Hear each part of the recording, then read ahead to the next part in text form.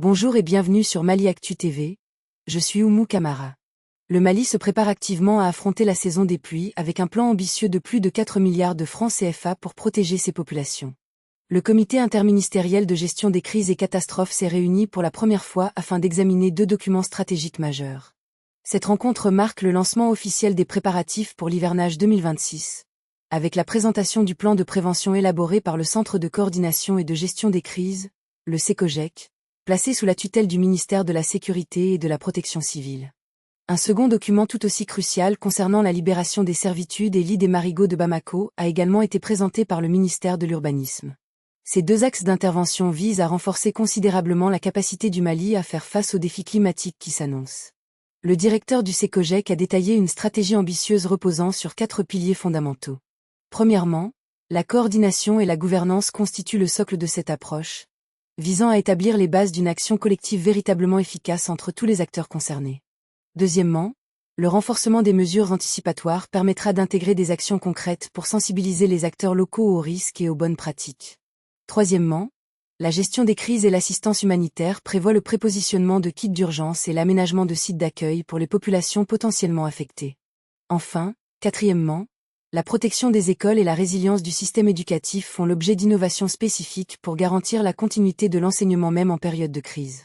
Ce plan de prévention 2026 représente un investissement conséquent de 4,71 milliards de francs CFA.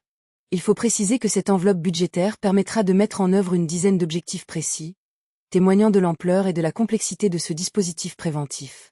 En ce qui concerne la situation des marigots de Bamako, les chiffres révélés sont encourageants. Sur les 11 marigots recensés dans la capitale, 5 ont déjà été libérés, ce qui représente une progression de 55,54%. Pour l'année 2026, la campagne de curage prévoit des opérations d'envergure portant sur 241 km de caniveaux et 85 km de collecteurs dans le district de Bamako.